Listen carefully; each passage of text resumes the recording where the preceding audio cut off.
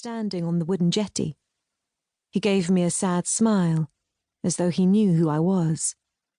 There was only a short distance between us, but a lone mist hung in the air, and I had to squint to get a better look at his face.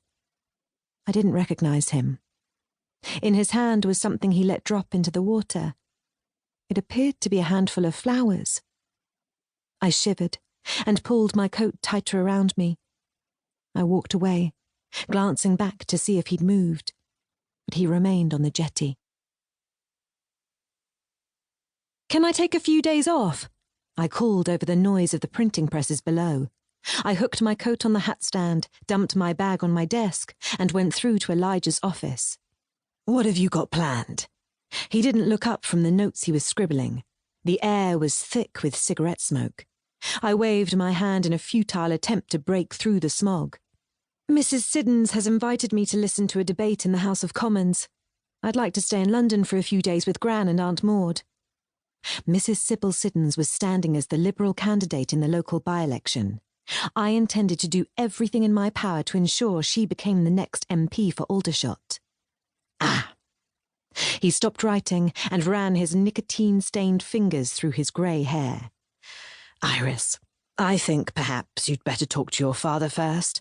"I have. I walked in on him and Mrs Siddons having a row about it." "What was the outcome?" He inspected me with bloodshot eyes. "He said I could go." "Poor Thomas. I imagine he didn't stand a chance against the pair of you." "There's no point in avoiding the place forever. You must have seen debates there." "Many times, when I worked for the Telegraph. I can't promise you'll enjoy the experience."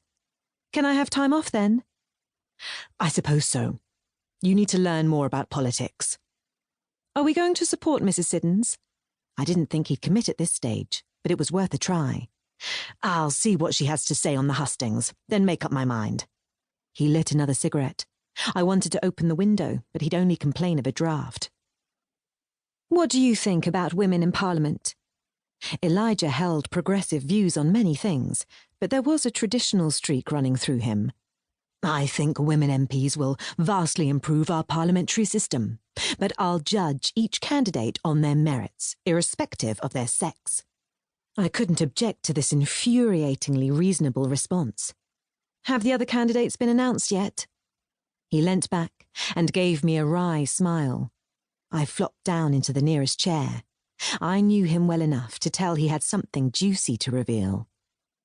"Lady Delphina Timpson is standing for the Conservatives." "What? Another woman standing?" This ruined my vision of a triumphant victory over the male opposition. "What are you going to do now?" He looked at me with amusement. "With two women to support." "I'll judge each on their merits." I repeated his words back to him, but I was lying. Mrs Siddons had been my friend since my mother's death. 6 years, and the Great War had passed since then, and I wasn't about to switch allegiance. The first constituency ever to have two women standing against each other in a by-election. He took a long, contented drag on his cigarette. This was heady stuff for our corner of North East Hampshire, but I wanted Mrs Siddons to be the third female to take her seat in Parliament, not some other woman. "Who's the Labour candidate?" I asked. "Donald Anstey. I don't know much about him. He supports women becoming MPs, but he never thought he'd end up standing against two of them." "Will we get to interview them all?" "That's the plan. I've put in a request to Lady Timpson's office." "I know her daughter, Constance. She was at Miss Cotton's academy at the same time as me. I haven't seen her for years. What about Donald Anstey?" "He's looking pretty dull compared to the mighty Mrs Siddons and the wealthy Lady Timpson. I expect he'll do what he can to gain a few column inches." This will give circulation a boost. My emotions were doing battle. I was irritated that another woman was standing against Mrs Siddons. But this was a story that was likely to generate national interest, especially with a candidate as famous as Lady Timpson. Elijah turned businesslike.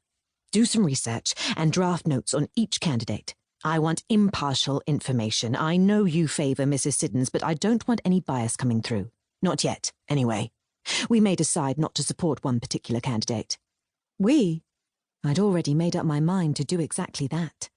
I mean, Mr Le Fay and me.